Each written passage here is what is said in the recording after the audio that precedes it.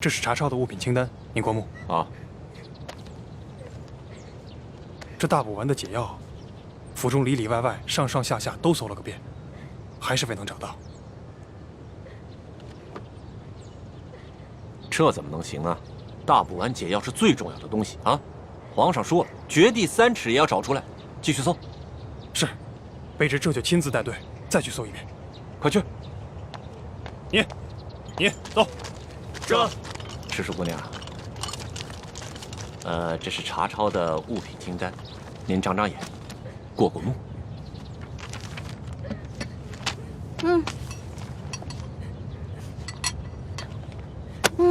不用看了，这个不对。不对。哪里不对啊？啊，赤树姑娘。这个清单啊，肯定不对。这不对吗？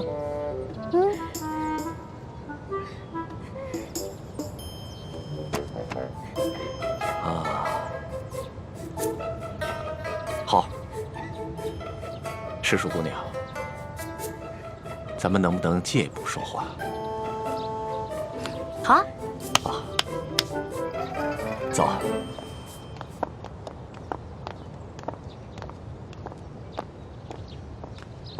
参见大人。行了，走吧，走吧。行，走。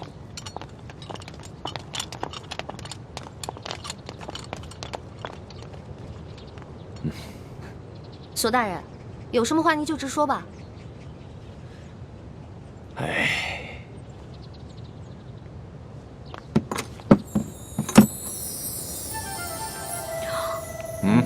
哇，这么多金银珠宝啊，连在皇宫的宝库里都没见过呀。赤树姑娘，你这眼光挺毒啊，一眼就看出这账目不对啊。实话实说吧，这2箱宝物还真就没入账。咱俩来鳌拜府，也不能白辛苦这一趟吧？咱们2:1天作5，把这2箱宝物给他分了，这样如何？分了，这不太好吧？这有什么不好的啊？这皇上命咱们俩来查抄这鳌拜府，其实就是想赏咱们俩一个发财的机会，这你都不懂吗？那也是，咱就别跟皇上客气了。是啊，那咱跟皇上客气什么呀？啊，那这样，一会儿你找个人啊，帮我把这箱抬到永乐斋去。没问题啊，这个包在我身上，你就不用担心了啊。那世淑姑娘，这些账目可对了？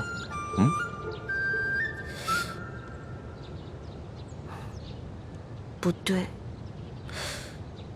还是不对啊。什么不对啊？世淑姑娘，这还有哪儿不对呀？啊？这个不对。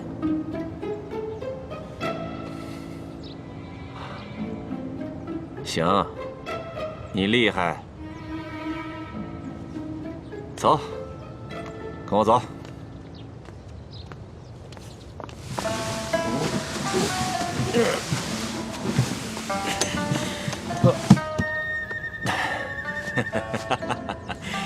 哎呀，世淑姑娘，这是我藏的最后1箱的宝物了，啊，没入账的宝物了。哎，这个箱子里也没有。鳌拜到底将铜匣子放到哪儿了？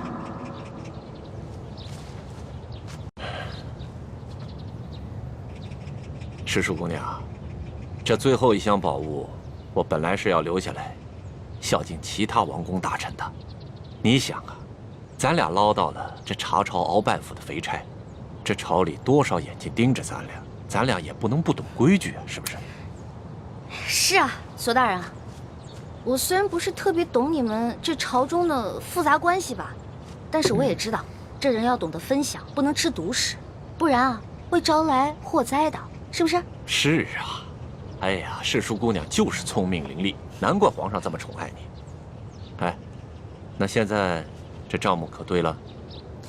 这账目是对了，但是我这解药还没找到呢。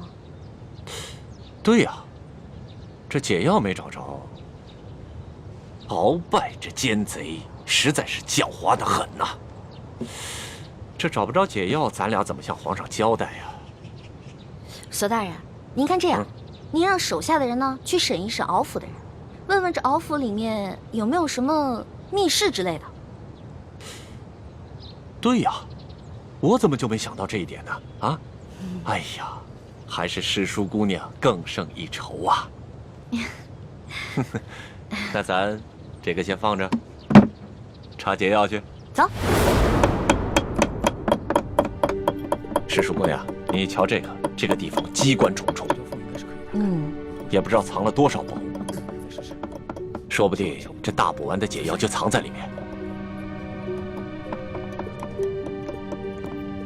索大人，这个机关十分的复杂，我们真的没办法打开啊！废物，一群废物点心，这点事儿你们都办不好啊！我告诉你们，再给你们1个时辰，如果你们再打不开，我把你们这没用的手给剁下来。我剁下来知道吗？我知道，我们开。索大人，消消气啊！我觉得他们打不开，跟您站在这儿也有关系。您想啊，您站在这儿，他们紧张啊，紧张肯定打不开。要不然您看这样行吗？您到外面啊歇息歇息，喝个茶，我来看着他们。还真说不定啊。那行，那就麻烦诗书姑娘帮我先盯着点儿。好嘞。啊，你们听好了啊，一切都听诗书姑娘的安排。是。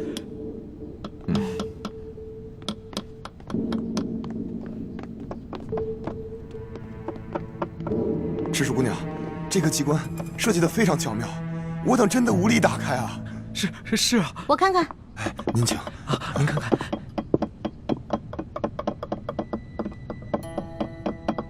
哎，诗书姑娘，你也会开机关啊？嘘，小声点啊，这事儿不能声张。这个机关我要是开不了的话，你俩手可就保不住了啊！是，我们不说。我这次要是开不开的话，千万别怨我啊！不会，能开。来，您请。您请。天灵灵，地灵灵，保佑我一定要开啊！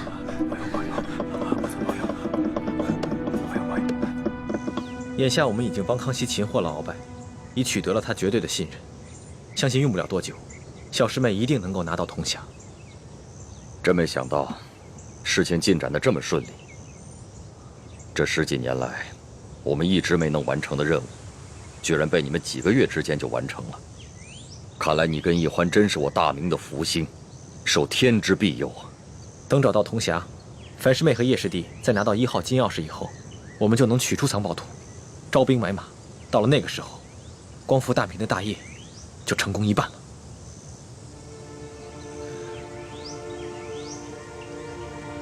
唉，怎么了，义父？有件事情藏在我心里已经很多年了，我现在告诉你，你也要把它藏在心中，不能告诉任何人。义父，请讲。孩儿定当守口如瓶。你可知道，我为何让你们活捉孙府？为了清除逆党，同时追查二哥4星的下落。那你可知道我为何要急于见4星？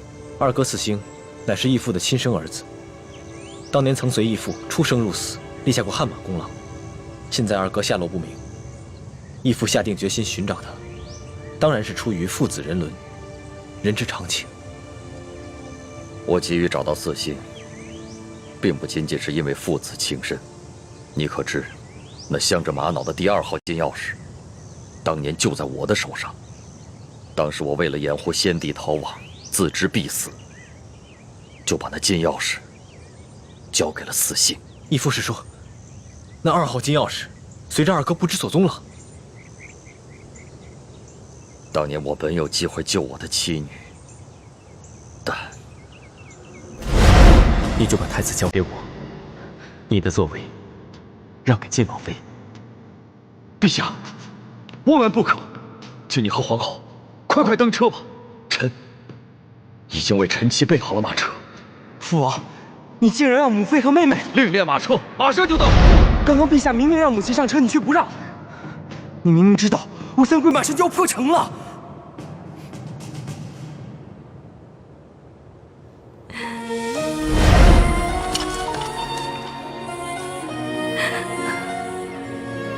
什么？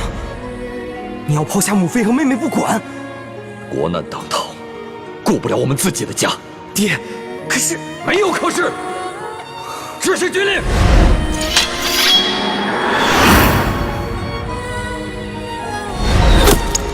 娘，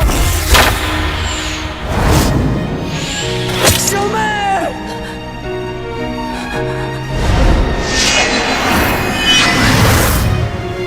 从今往后，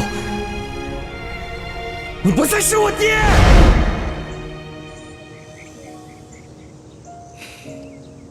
这么说来，现在我们手上只剩下了延平王的3号金钥匙。就算找到了铜匣和1号金钥匙以后，也都于事无补了。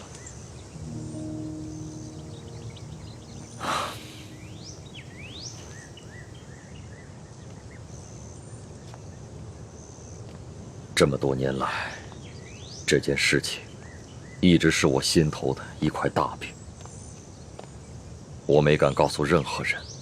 但现在，我不能不如实向太子禀报。都怪我耽误了光复大明的大业。义父千万别这么说。义父为我大明，为我朱氏，已经牺牲的够多了。义父，等我们找到铜匣和1号金钥匙以后，我们再一起寻找二哥的下落。四星多年来杳无音信。我怀疑，如今他早已不在人世，要不然就是故意隐藏起来，以此来惩罚我当年的狠心。义父，我们一定会找到二哥的，而且我相信，总有一天，他会理解你的苦衷，而苍天定会庇佑我大明。皇祖母，这只是一个小小的答应，居然敢动手打皇上！更不可思议的是，皇上居然还不予追究，还破例给他封了一个什么笔墨侍书的职位，给他加倍的疼爱。岂有此理！岂有此理呀！小小的笔墨侍书，竟敢在大庭广众之下去打皇上！李德福，这怎么？你怕皇上怪罪，不敢食言？回太皇太后，不是奴才不敢直言，当时奴才和索大人还有宫里的内侍全都低头跪在地上，只听见一声清脆的响声，没有看清到底发生了什么事啊。那其他人呢？都没看见？这个奴才就不知道了。那声巴掌响，是皇上自己打了自己一下？当然不是。那就是皇上打了李易欢那个贱婢一下。也不是。这也不是，那也不是，你现在就跟本宫说清楚，这一巴掌到底是怎么回事？皇后娘娘，奴才是实话实说，当时确实奴才没有看见李欢打了皇上一巴掌。这皇上又严令我们不许多嘴，所以奴才不敢妄加猜测呀。你这个老滑头！李德福啊，看来你真是有点老眼昏花了，该瞧到的你都没瞧到。太皇太后恕罪，奴才该死，请太皇太后责罚。李德福，你可是这宫里的老人了啊！你说说，冒犯了皇上，该当何罪？回太皇太后，冒犯皇上，那是死罪。那动手打了皇上呢？这奴才在宫中30多年了，还从未见过如此胆大包天、不知死活之徒，所以无旧例可循。但显然当处以极刑，诛灭9族。李德福啊，你若不是皇后禀报了哀家，你还在那儿装聋作哑呢。奴才该死，奴才该死！哎呀，李德福啊，李德福，你服侍了哀家已经整整30年之久了。你可知哀家当下最担心的是什么？最害怕的是什么？奴才不敢妄加猜测。鳌拜专政让我担心，但是我不怕。这吴三桂以兵自重，哀家也担心，但是也不怕。哀家最怕的是这宫里头再出现一个像董鄂妃这样的狐妹子，怕会毁了皇上，毁了我大清江山呐！太皇太后，您请放宽心，那李易欢她成不了董鄂妃，她是个汉女，况且自幼又定了亲，一旦她的未婚夫出游回来，那李欢就该出宫完婚去了。这汉女怎么了啊？定了亲又怎么了？当年这海兰珠就嫁过人，这太宗皇帝不照样爱若珍宝吗？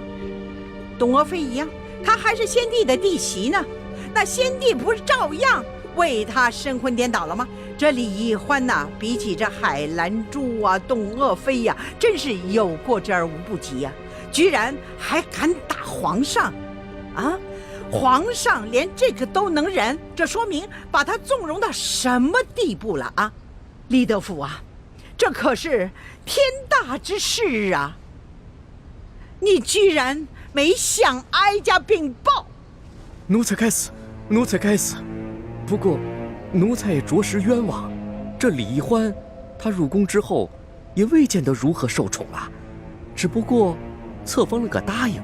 可是，谁想到，竟然到了今天这个地步啊！可见呢，这个李易欢是一个鲜毒之人呐。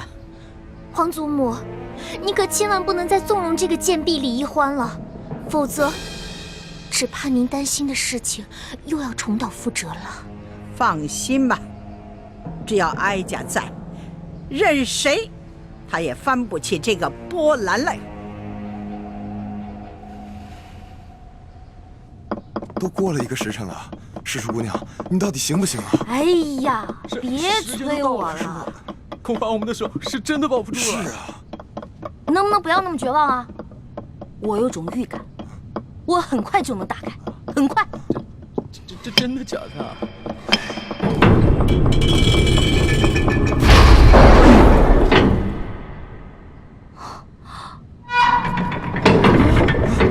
这个时辰了还没打开吗？我打开了，我打开了！世叔姑娘，你可太棒了！哎，世叔姑娘，真是没想到，你居然会开机关呐，太了不得了！走，不是，赶紧休息一会儿。我不会开机关，我是之前皇上不是安排我在鳌拜府当卧底吗？哦，我看见过几次，照葫芦画瓢，您看捣鼓了1个时辰才给捣鼓开。哎，世叔姑娘，真是没有想到。你看这么一次就能够记下手法来，这可太了不得了，真是聪慧过人呐！走，咱们休息一会儿。如今鳌拜倒台了，我弟弟有何反应？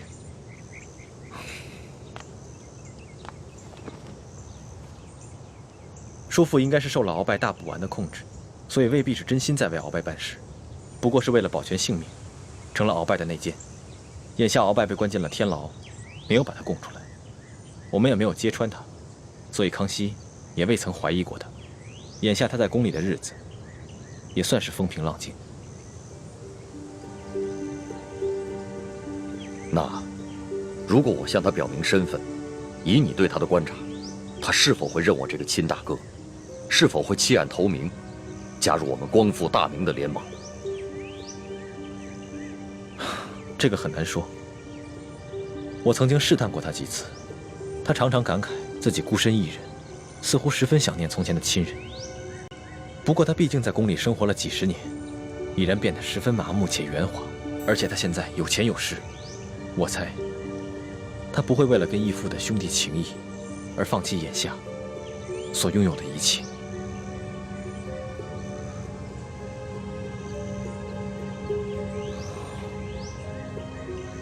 好吧，那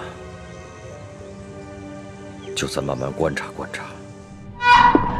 哎，世叔姑娘，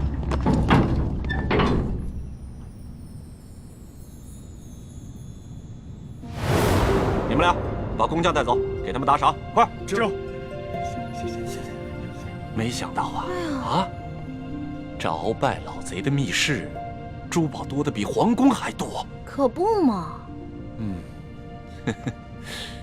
哎，索大人，要不然这样，咱俩呢先挑点，剩下的入账，您觉得呢？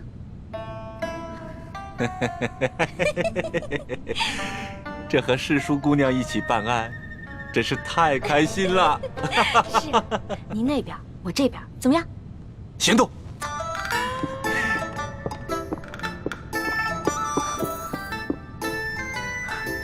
真是皇天不负有心人，我终于找到你了。哼，猪哥哥，看你以后还好意思骂我笨。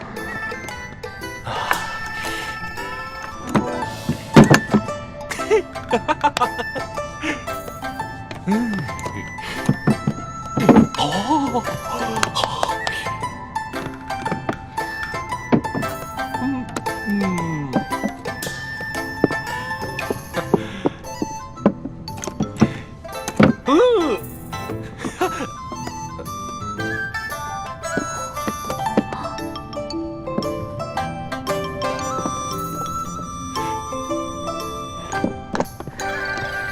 哎，世叔姑娘，你这就挑好了？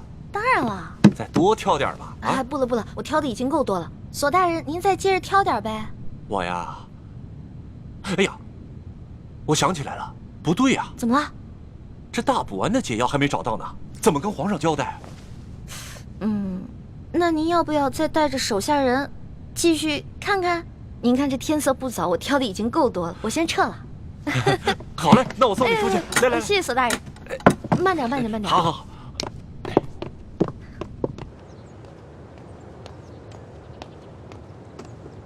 李太医，太皇太后凤体前安，李太医，赶紧过去看看吧。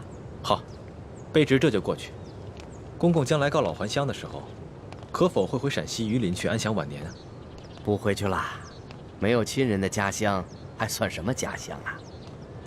公公在这世上，当真连一个亲人都没有吗？本来是有个孪生哥哥，但几十年杳无音信，恐怕早已死在乱军之中了。万一公公的哥哥吉人自有天相，还活在这个世上呢？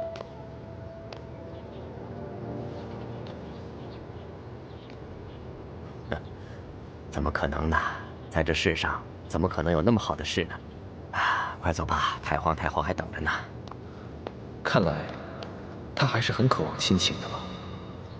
如果义父出面与他相认，他一定会很惊喜吧。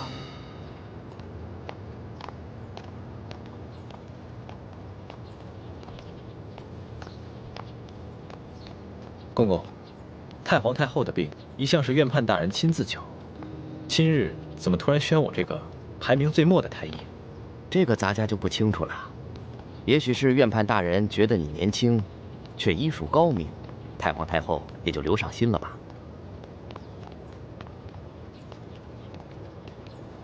公公，这好像不是去慈宁宫的路吧？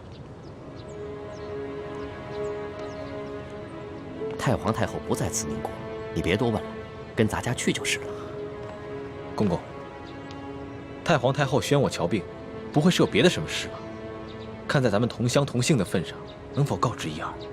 你多心了，你刚刚才救了皇上，太皇太后也许是想赏赐你呢。多谢公公。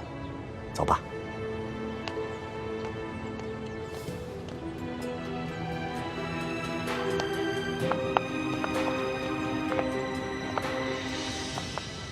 厉贵人，您吉祥。李公公安好。微臣参见厉贵人。李太医免礼。谢厉贵人。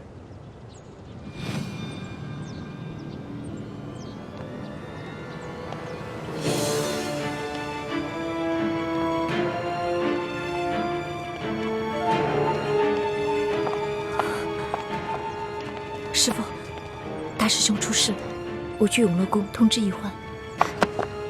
你千万要沉住气，不得忘不得已，不要暴露自己的身份，知道了？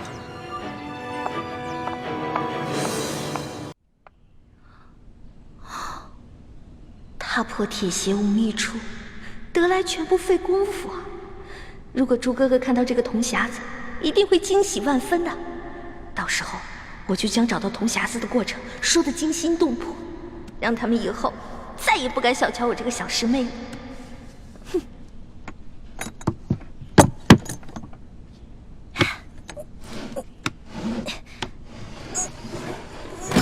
一欢，谁？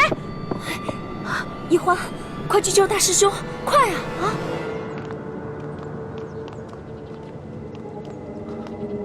李公公，太皇太后不是宣我来看病的吗？怎么把我带到这儿来了？有什么事情，先进去再说啊。开门。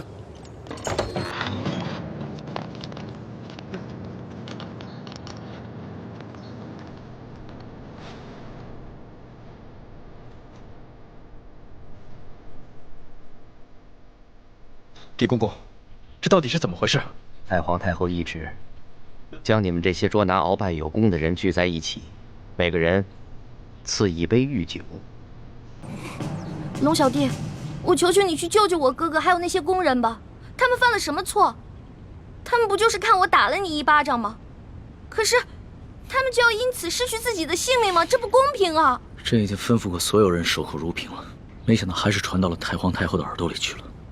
现在太皇太后已经下了懿旨，朕也不好公然对抗她的权威啊。太皇太后的权威，难道比那些人的性命还要重要吗？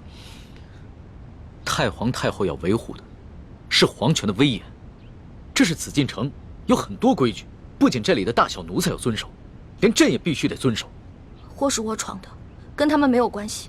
之前打了你一巴掌，你打我吧，打我多少下都行。你别闹了，你以为这是小孩子过家家呀？现在做什么都来不及了，太皇太后不会放过你的。等她处理完你哥哥那些人，就会轮到你了。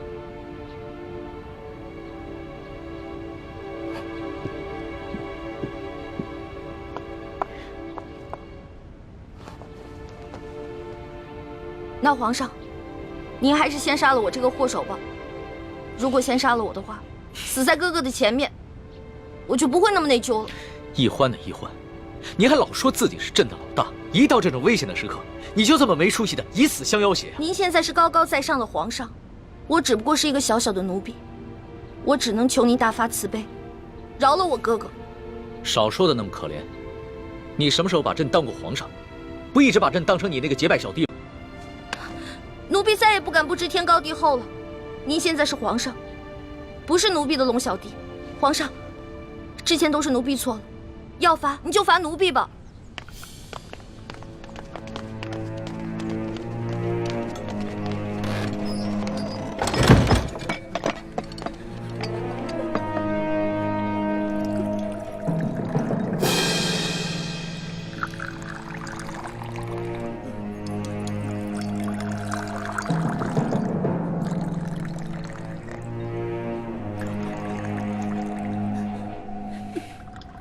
你先起来吧。我不起。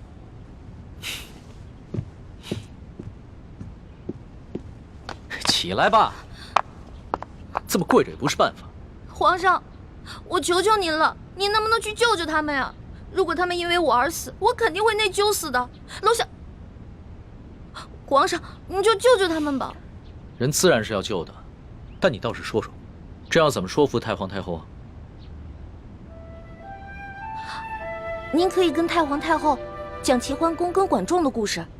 当年，管仲为了救自家主子，向齐桓公射了一箭，但是那个箭正好射到了齐桓公的腰带上，齐桓公没有死。后来，齐桓公不计前嫌，任用管仲当了国相。管仲感激涕零，倾尽一生的才华，辅佐齐桓公，最后成为春秋五霸的首位。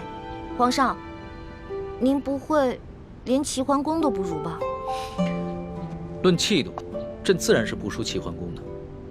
可是你能比得了管仲吗？论治国之才，奴婢当然比不上管仲的一根汗毛。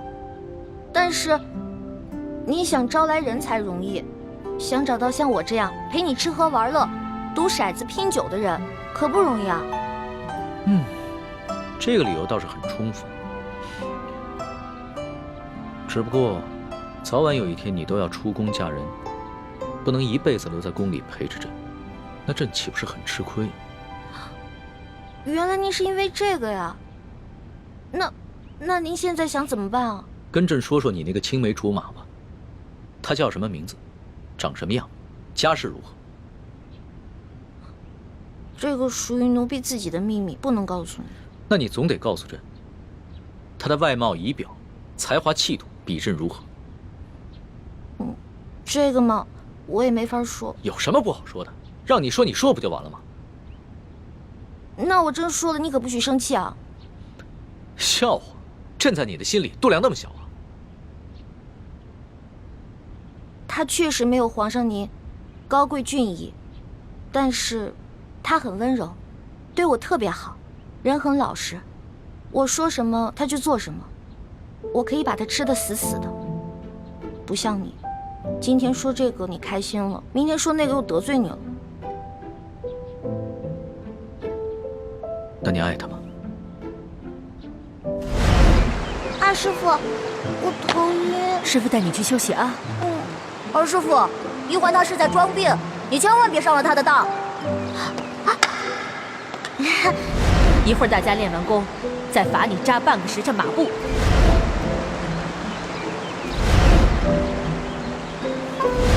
玉欢妹妹，你别生我的气了好吗？欢妹妹，这个给你，我们和好吧。核桃酥。那。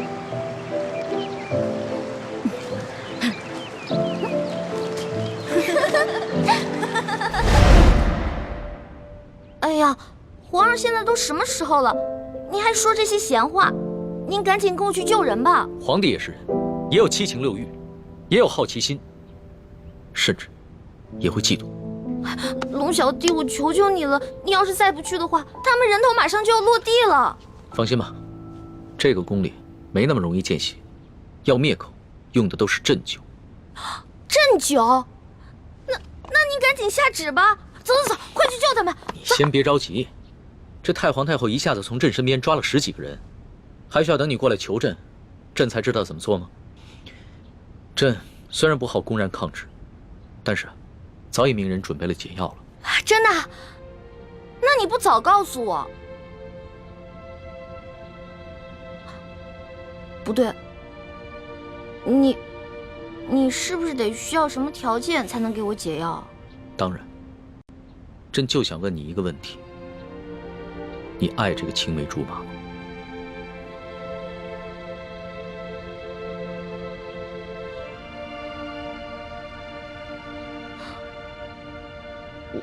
我不是不告诉你，说实话我也不知道，我只知道我们是青梅竹马，从小他就对我特别的好，以后我肯定是要嫁给他的。至于爱不爱，我自己心里也不清楚。哎呀，好了，我现在回答完了，你可以跟我去救人了吧？等一下，朕还有一个问题。你怎么那么多问题啊？你有话快说，有屁！皇上您问吧，您快点问。你爱朕吗？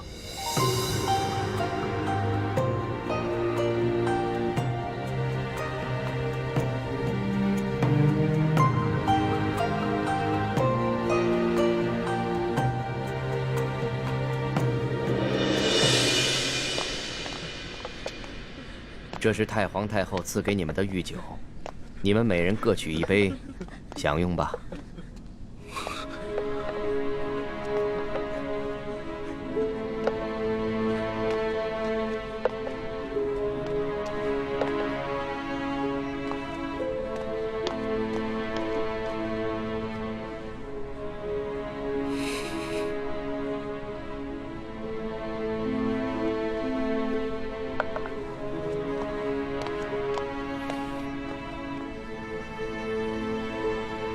这酒有毒。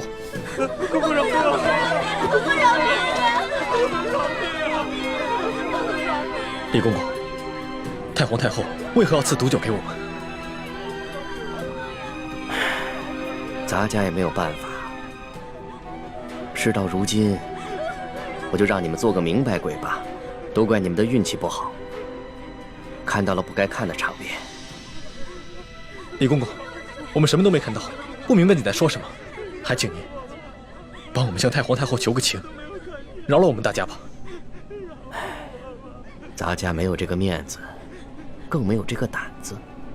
这太皇太后的懿旨既然已经颁下来了，谁都救不了你们了。这毒酒，你们喝也得喝，不喝也得喝。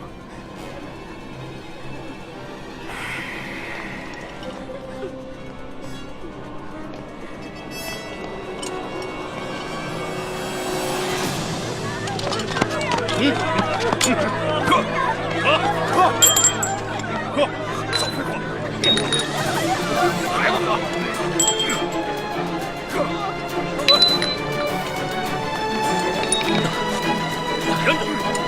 李公公，我有重要的话要跟你说。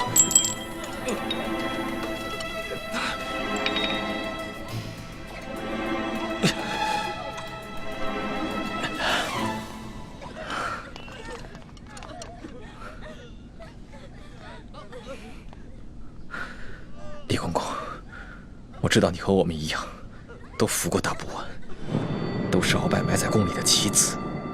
今天，你若不救我和这些宫人，那么你的秘密，我也不会再替你保守了。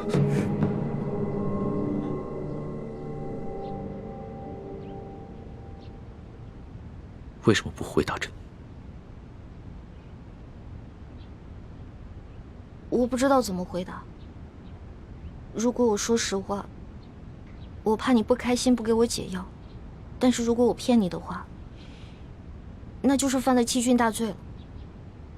你就照实了说，朕答应，不论如何，都会救你的哥哥和那些宫人。真的？天子之语，金口玉言。不爱。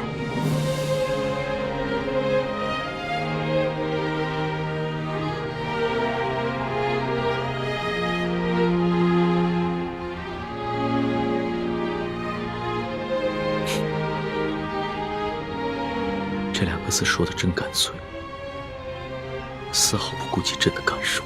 我之前就跟你说过，皇上是这个天下最不值得女人爱的人。可是作为老大，也许我会爱上结拜小弟龙三，但是作为奴婢，我永远都不可能爱上皇上。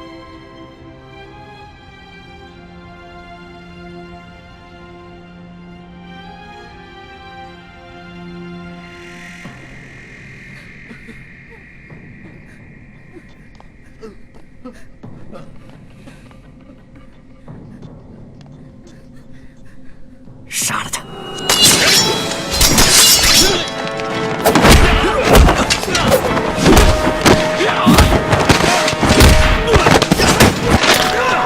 李德福，想不到你要杀我灭口！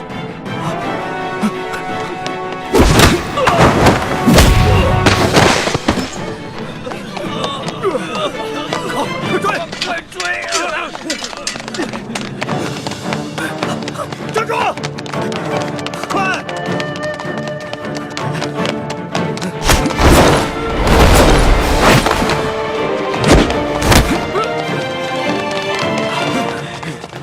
李太医，你杀了我，你也活不了。李德福，你别以为杀了我就没有人知道你是鳌拜的内奸了。你别忘了，我还有我妹妹奕欢，我若是死了，她绝对不会放过你。李太医，你我都是同乡又同姓，我本来是想照顾你的，可是太皇太后这懿旨一下来，我们这些做奴才的，除了照办还有别的办法吗？我救了皇上的性命，又助皇上擒拿鳌拜，立下大功，太皇太后怎么可能不分青红皂白，就要置我于死地？哎，都怪你那个妹妹呀！仗着皇上对她的宠爱，她就无法无天。我在这宫里都已经几十年了，我从来没有看见过哪个宫人敢打皇上的。奕欢呢？现在怎么样了？我不知道，但我知道太皇太后不会放过她。李太医，你先把我放了，继续替我保守秘密，让我去向太皇太后求情。我尽量求情，你看怎么样？那些宫人呢？哎呦，这都什么时候了？咱们都泥菩萨过河，自身难保，哪还有闲心顾及他们呀？不行，我不能眼睁睁看着这么多无辜的人丧命。我要见皇上。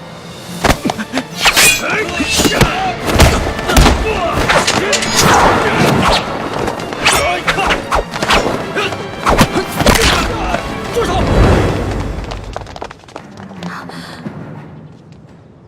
皇上，微臣参见皇上。平身吧。李太医，朕赦你无罪。你现在马上和索额图去解救那些中毒的工人。微臣遵旨。这，快！李德福，这差事你办的可真是用心呢。皇上恕罪。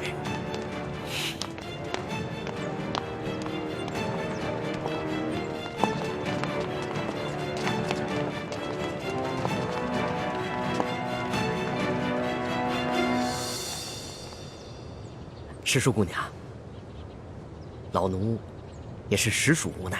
石叔姑娘，您大人大量，不要记恨老奴啊！中堂大人，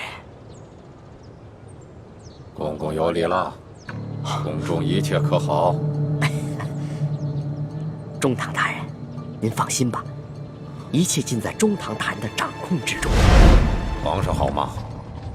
皇上现在还是每天跟一些小伙伴们摔跤玩耍，无心朝政。他那都是故意做给老夫看的吧？当年顺治爷临终托孤的景象，老夫是历历在目。不过如今皇上翅膀硬了，不把我等老臣看在眼里了，是时候给他点教训了。那中堂大人，您的意思是？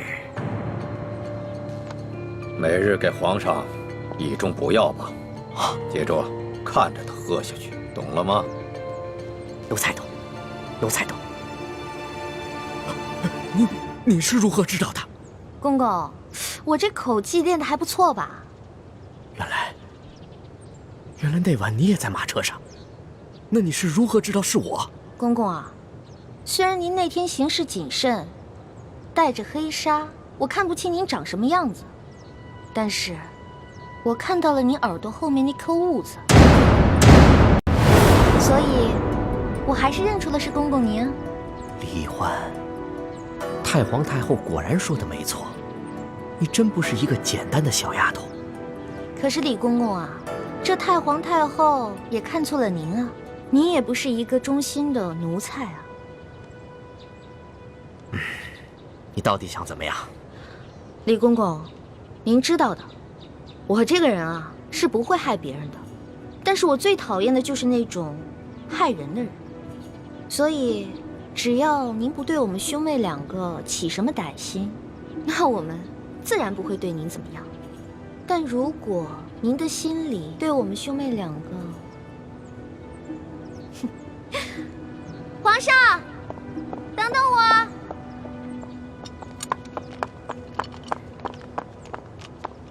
龙小弟，谢谢你啊。其实就算你不求我，我也要救那些工人们。虽然这会让太皇太后特不高兴，但是朕已经擒下了鳌拜，真正亲政，朕必须坚持己见。不过这个李公公实在是太讨厌了，向太皇太后告密的人肯定是他。这个朕怎么会不知道呢？但是李德福10岁就进宫了，侍奉过3代君王。太皇太后对他十分宠信，打朕小的时候，就是由他把朕的一举一动汇报给太皇太后，这已经是惯例了。就算朕有不满，也无可奈何呀。没想到皇上也有这么多的无可奈何啊。当皇上无奈的事情多着呢。对了，大补丸的解药你搜到了吗？我哥哥还没有完全的研制出来，估计这个鳌拜是想彻底让我和哥哥给他陪葬了。那怎么办？这鳌拜虽然已经擒下，但他毕竟是3朝元老，他的一生功过十分复杂，朕还没有想好怎么处置他呢。而且他的性子十分桀骜，无论如何，他都不肯交出大补丸的解药。龙小弟，我是你老大，自古啊，吉人自有天相，没问题的我。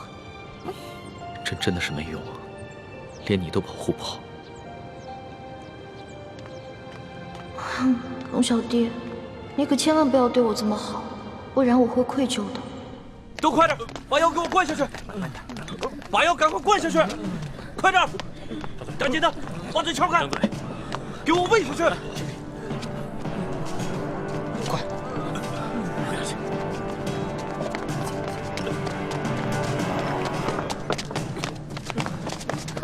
皇上不必多礼，先救人吧。快救人！皇上，我已经安排他们把药都给灌下去了。那他们是不是得救了？药已经喂下去了，命是保住了，但是什么？但是，这酒毒性实在太烈了，纵然服下解药，毒素也早已侵害了他们的咽喉。从今以后，他们再也不能说话了。张嘴！你是说，他们以后都是哑巴了？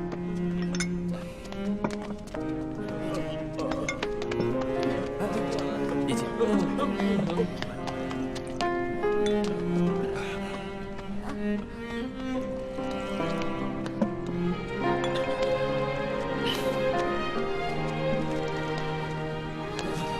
是我害了你，对不起，都是我害了你们。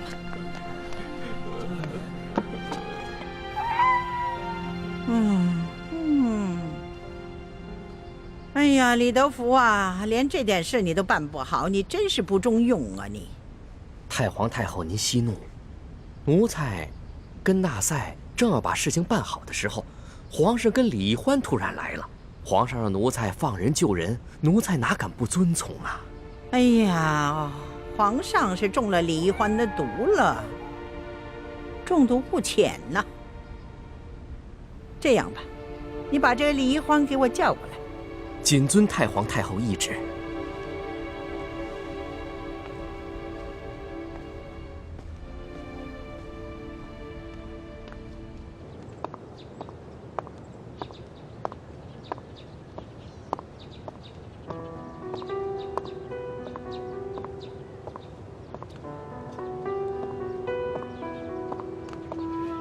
龙小弟，没想到我冲动打了你一巴掌，居然害了这么多无辜的人。朕也没想到事情会发展成这个样子。在朕的心中，一个好皇帝，与其让臣民们畏惧，不如让臣民们敬爱。难怪人们都说伴君如伴虎。你现在明白为什么我说你是全天下最不值得女人爱的男人了吧？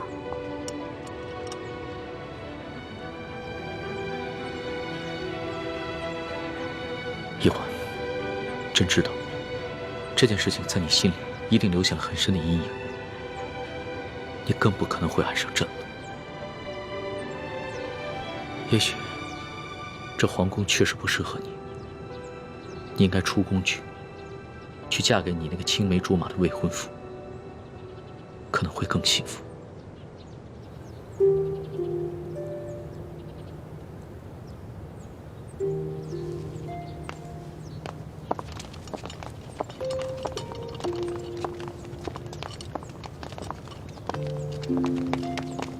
奴才参见皇上。李德福，你可真有眼色呀，还敢过来见朕！皇上恕罪，奴才知道，皇上现在心情烦躁。不过太皇太后宣誓淑姑娘去那个慈宁宫觐见，奴才不敢不传呐。皇上，太皇太后不会想赐奴婢一杯御酒吧？没事，别害怕，朕陪你一起去。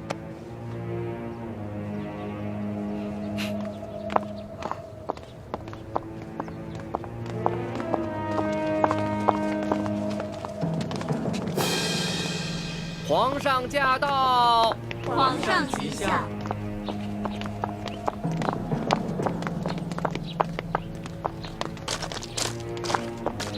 平身吧。谢皇上。你先在外面候着，朕进去跟太皇太后先说说。皇上，奴婢这颗脑袋能不能保住，可就靠皇上你了。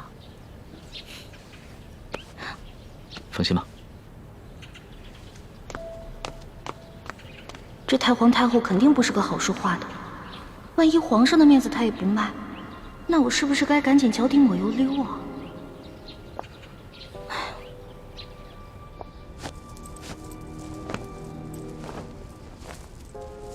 皇祖母吉祥，起来吧。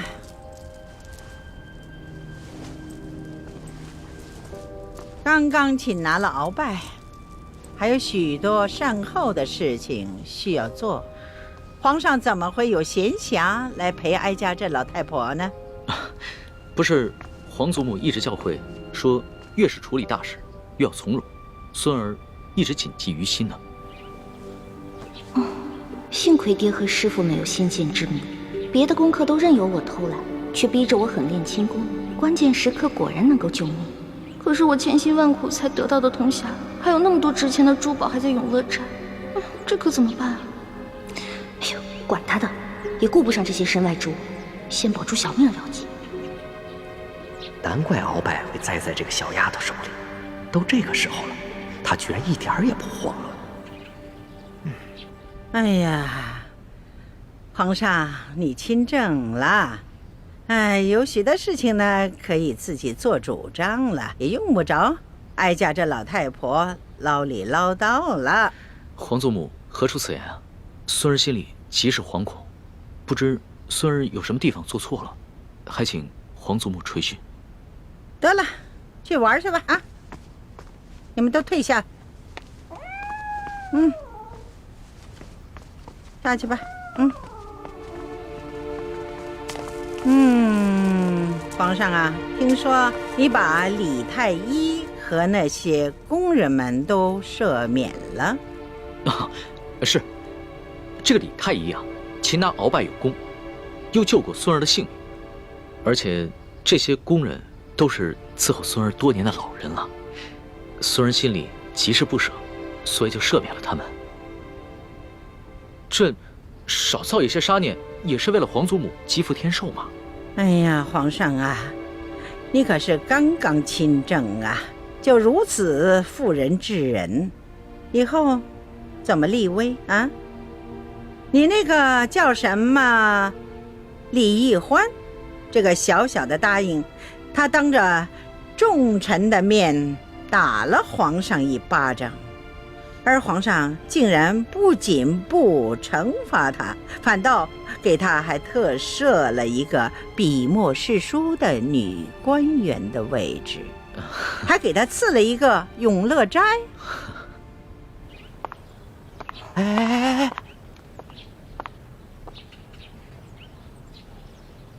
这些做奴才的可真小心，唯恐听到了不该听的，都站得远远的。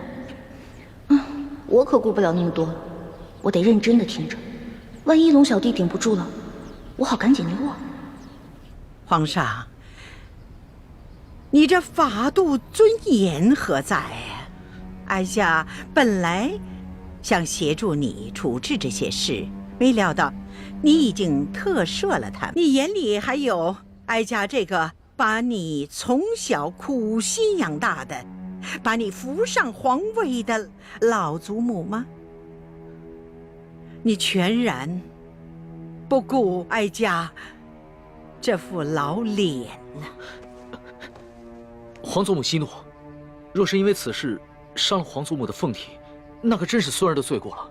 皇上若眼里还有哀家，就立刻下旨赐死这个李义欢。好狠的老太婆，果然还是不肯放过我。龙小弟，如果你保不住我，那我就只能发个讯号，通知祝哥哥和我一同撤离了。那你从此之后就再也见不到我。你可不要怪我绝情啊！谁叫你这个皇帝当得这么窝囊，连自己的结拜大哥都保不住。孙儿自小就没了父母，全凭皇祖母的疼爱，才将孙儿一手养大。孙儿对皇祖母之心，那是天地可见呐。此事，孙儿可能处置上有些不当，但绝无半点忤逆之心呐。唉，罢了。皇上呢是仁慈大度，也是正当年少多情嘛，也难免呢迷了心性，失了分寸。起来吧。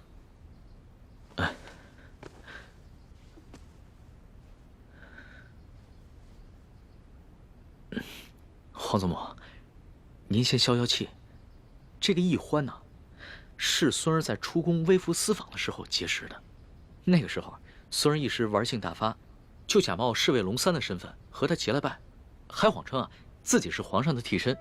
没想到他还真信了，所以他后来才打了孙儿一巴掌。其实吧，他不是冒犯龙威，他只是把孙儿当成了他那个假冒皇上的结拜小弟了。他居然不知道你是皇上。是啊，这个易欢出身草莽，没见过世面，性子又天真烂漫。孙儿也是一时兴起想骗骗他，没想到他还真信了。为了帮孙儿这个所谓的替身对付鳌拜，他还不惜性命与鳌拜那是以死相拼啊！若是宫里的其他人对孙儿不敬，那自然是死不足惜。可是易欢她只是一个重情重义的傻丫头，又何必与他一般见识呢？哼，原来在你心里，我就是一个傻丫头。你认我做老大，就是为了戏弄我找乐子吗？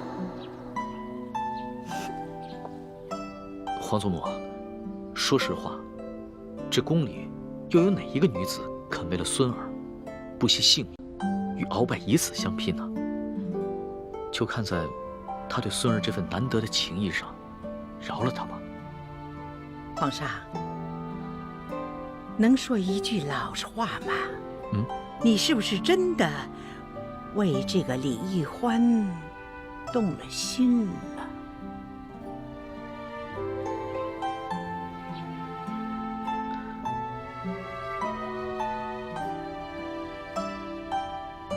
皇祖母，孙儿刚刚真正亲征未久，内有鳌拜的余党未能清理，外有三藩做大，还有前明余孽组成的反清联盟，时刻威胁着我大清江山，所以孙儿不敢沉溺于儿女私情，对任何女子都不会真正动心的。龙小弟，原来你对我果然不是真心，这样也好，咱俩互不相欠。哀家以为这李易欢是一个狐妹子，让皇上迷失了心性。这样听起来呢，哀家也就放心了。至于这李易欢是要杀要赦，那就看皇上的了。皇祖母这孙儿还有一事相求。这易欢呢，她娇俏可爱，天真烂漫，就像一个开心果，所以孙儿想把她接着留在宫里，让她伺候。你怎么又绕回来了？皇上你小小的年龄，承担起大清朝的重任，哀家想想都心疼。皇上什么时候做到不动真情，不误国事，那你就真正的成长了。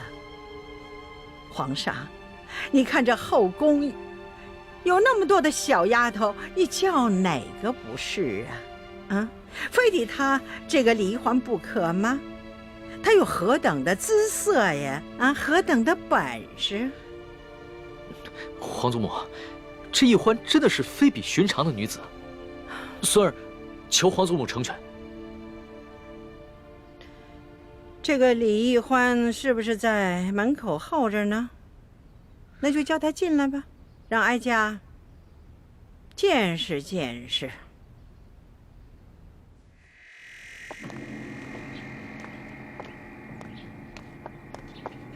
太皇太后和皇上宣侍淑姑娘觐见。是，奴婢遵命。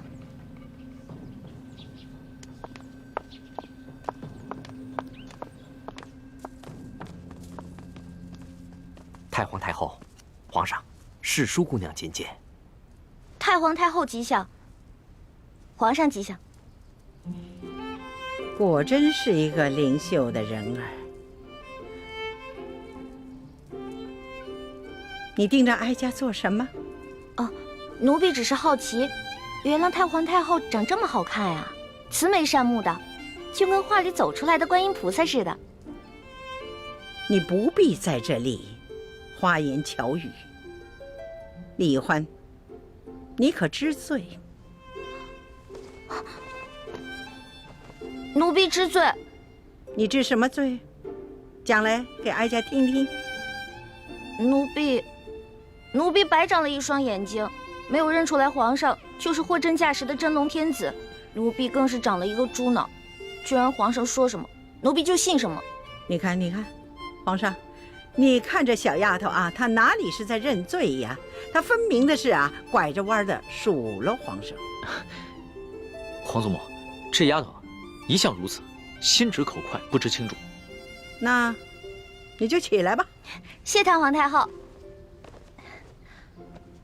太皇太后，奴婢说的都是真的，没有骗您。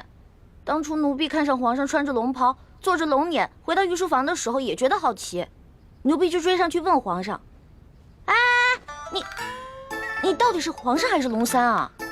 结果皇上一脸严肃地跟奴婢说：“嘘，小声点，我当然是龙三，不是皇上。”你不是皇上，可是为什么外面那些人都跪下叫你皇上呀？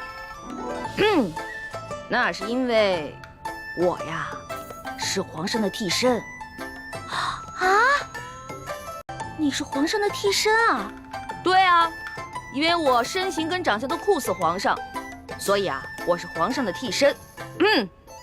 你也知道，咱们大清啊虽然入关数十年了，但是根基未稳。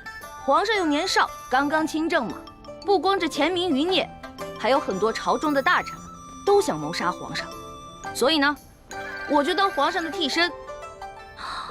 原来是这样啊，怪不得你会跟我结拜呢。要是皇上的话，怎么能跟我结拜呢？对啊，这回知道了吧？为什么我龙三你在宫里打听不出来了吧？那是因为我不是一般的侍卫，我呀只需要在皇上需要我的时候出来露面就行了。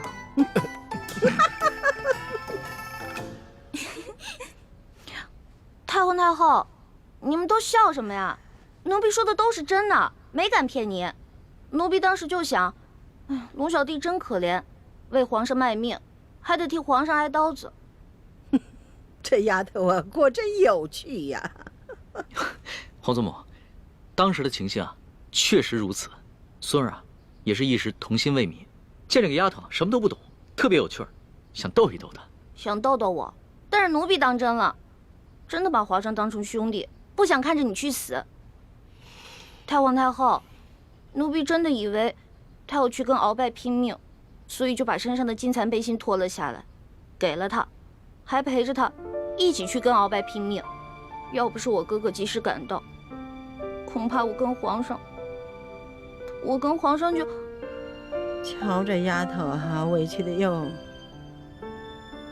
得了，哀家呢就饶过你了。